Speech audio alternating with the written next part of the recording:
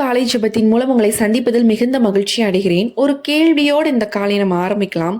இந்த சூழ்நிலையை என்னால ஜெயிக்க முடியாது அப்படின்னு நீங்க நினைச்சிருக்கலாம். ஆனா வேதாகமத்துல ஒரு ராஜா இருக்கிறார். அவருக்கு எதிராக வந்த படை அவருடைய படையை விட பல மடங்கு பெரியது. ஆனாலும் அவர் ஜெயித்தார். ஏன் தெரியுமா? அவர் தன்னுடைய பலத்தை நம்பல, அவர் தேவனை நம்பினார்.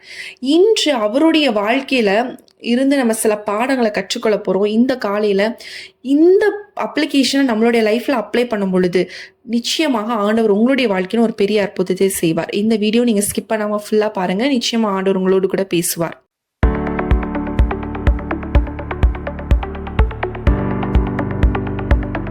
நம்ம ஒரு வசனம் வாசிக்கலாம். 2 நாளாகமம் 14 அதிகாரம் 11 வசனம். ஆசா தன் தேவனாகிய கர்த்தரை நோக்கி கூப்பிட்டு, கர்த்தாவே, பலமுள்ளவனுக்காகிலும் பலனற்றவனுக்காகிலும் உதவி செய்கிறது உமக்கு லேசான காரியம். எங்கள் தேவனாகிய கர்த்தாவே, எங்களுக்கு துணை நில்லும். உம்மை சார்ந்து உம்முடைய நாமத்தில் ஏராளமான இந்த கூட்டத்திற்கு எதிராக வந்தோம். கர்த்தாவே, நீர் எங்கள் தேவன், மனுஷன் உம்மை மேற்கொள்ள விடாதையும் என்றான். இதுல பாருங்க, அதாவது உண்மை சார்ந்து என்ன பண்ணிருக்கோம்னா நாங்க இங்க வந்திருக்கோம் அப்படின்னு சொல்லி அவங்க சொல்லுவாங்க. ஆசா ராஜா இப்படி சொல்லல. என்னிடத்துல ஒரு பெரிய படம் இருக்கு, என்கிட்ட ஒரு நல்ல ஆயுதம் இருக்கு, என்கிட்ட நிறைய ஸ்ட்ராட்டஜி இருக்கு அப்படின்னு அவர் சொல்லல. அவர் சொன்னது, லார்ட் வி ட்ரஸ்ட் யூ, நாங்க உங்களை நம்பி தான் நாங்க வந்திருக்கிறோம் அப்படின்னு சொல்லி அவர் சொல்றாரு. சில நேரங்களில் நம்முடைய ஜபமும் மாறி விடுகிறது. ஆண்டவரே இதை செய்யுங்க, இதை தாருங்க, இப்படி கேட்பது அப்படியா நம்ம மாறிடுச்சு. ஆனா தேவன் கேட்பறது, நீ என்னை நம்புறியா? ஃபெய்த் இல்லாம என்ன ஆகாது அப்படின்னா ஜெயம் வராது. ஆசாவோட ராஜாவோட வாழ்க்கையில நீங்க பாருங்க, அவர் யூதாவுக்கு ராஜாவாக இருக்கிறாரு. முதல்ல அவர் செய்தது என்ன தெரியுமா? அவர் தேவனுக்கு விரோதமாக இருந்த விக்கிரங்கள் எல்லாவற்றையுமே அகற்றிட்டாரு.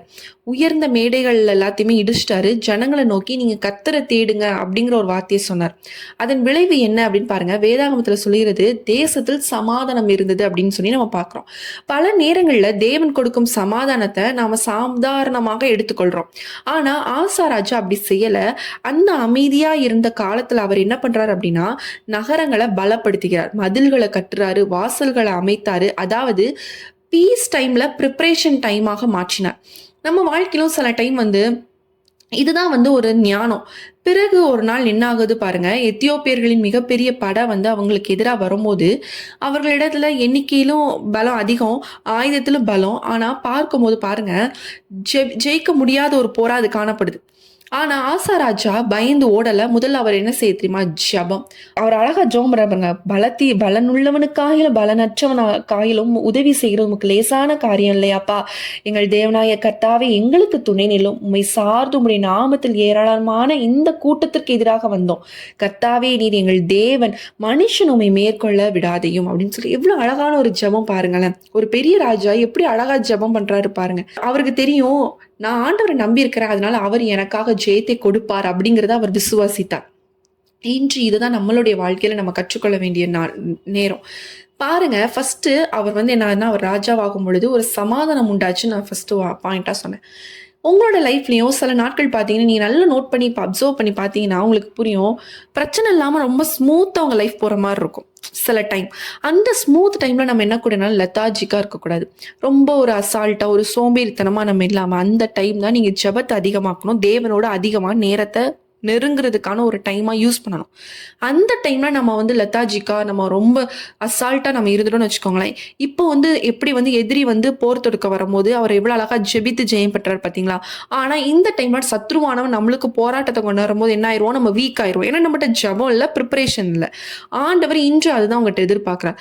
சில டைம் நீங்க ரொம்ப சோர்ந்து போய், அதாவது நல்லா உங்க லைஃப் நல்லா ஸ்மூத்தா போயிட்டு இருக்கும் போது நீங்க அந்த டைம் ஆண்டவரை தேடி உங்களுடைய ஆவி ஆத்மா சரத்தை பலப்படுத்துறீங்களா அப்படின்னு ஆண்டவர் பார்ப்பார்.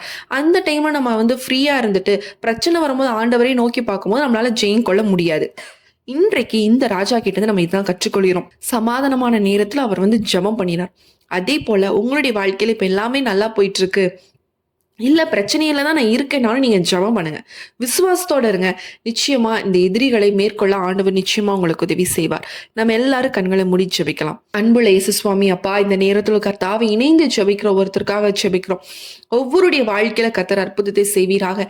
அப்பா, எங்களுடைய வாழ்க்கை ஆண்டவரே சந்தோஷமாக இருந்தாலும் சரி, ஆண்டவரே சந்தோஷம் இல்லாத ஒரு வாழ்க்கையாக இருந்தாலும் சரி, என் தேவன் அதுல ஆண்டவரே எங்களுக்கு ஒரு ஜெயத்தை கொடுப்பீர், ஒரு சமாதானத்தை கொடுப்பீர் என்று சொல்லி நாங்க விசுவாசிக்கிறோம். சத்ருவானவன் எங்களுக்கு விரோதமாக விதைக்கக்கூடிய ஒவ்வொரு கண்ணீரிலிருந்து கர்த்தர் எங்களை காப்பாற்றி, அப்பா அதிலிருந்து தப்பித்து செல்ல கர்த்தர் எங்களுக்கு பலன் கொடுப்பீர் ராஜா. உம்மை விசுவாசிக்கிற பிள்ளைகளை நீங்க கைவிட மாட்டீங்க. அப்பா ஆண்டவரே, உம்முடைய கைகள் குறுகி போகல.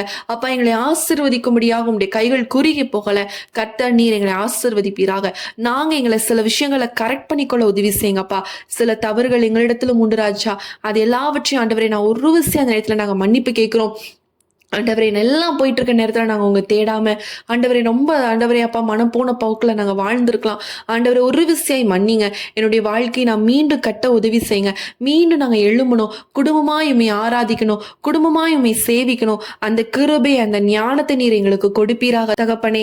அப்பா, உம்மை நாங்கள் நம்பி இருக்கிறோம் ராஜா. உம்மை நம்பி இருக்கிறவர்கள் ஆண்டவரை ஒருபோது நீங்க வெட்கப்படுத்தாத தகப்பன் கர்த்தர் ஆண்டவரை நீர் எங்களை ஆசீர்வதிக்க வேண்டுமாறு ஜெபிக்கிற தகப்பனே. அப்பா, இந்த நாள் முழுதும் உங்களுடைய கிருபை, உங்களுடைய பிரசனம் எங்களை தாங்கட்டும். இயேசுவின் நாமத்தில் ஜெபிக்கிற நல்ல பிதாவே, ஆமேன். இந்த நாளிலும் இந்த ராஜா கிட்ட இருந்து நம்ம ஒரு ரெண்டே விஷயம் தான். சமாதானமா இருக்கிற டைம்லயும் நம்ம ஜெபிக்கணும். எதிரி வரும்போதும் என்ன பண்ணா, ஆண்டவரோட சமூகத்தில் உட்காந்து ஜெபிக்கும் பொழுது ஆண்டவர் நிச்சயமாக வெற்றி கொடுப்பார். அதனால இந்த லெசனை நீங்க உங்களோட லைஃப்ல அப்ளை பண்ணுங்க. ஆண்டவர் நிச்சயமாக உதவி செய்வார். இந்த ப்ரேயர் வீடியோ உங்களுக்கு யூஸ்ஃபுல்லாக இருந்துச்சுன்னா கண்டிப்பா கமெண்ட் செக்ஷன்ல சொல்லுங்க. அநேகருக்கு ஷேர் பண்ணுங்க. ப்ரேயர் பாயிண்ட்ஸ், ஜெப குறிப்புகள் இல்ல கவுன்சிலிங் எனக்கு வேணும் அப்படின்னு நினைச்சீங்க அப்படின்னா ஸ்கிரீன்ல தெரியக்கூடிய வாட்ஸ்அப் நம்பருக்கு மெசேஜ் பண்ணுங்க. இல்லைன்னா வாய்ஸ் நோட் பண்ணுங்க. கண்டிப்பா நாங்க உங்களுக்காக ஜெபிக்கிறோம். மீண்டும் உங்களை அடுத்த ஒரு ப்ரேயர் வீடியோவில் சந்திக்கிறேன். கர்த்தர் உங்களை ஆசீர்வதிப்பாராக. ஆமேன்.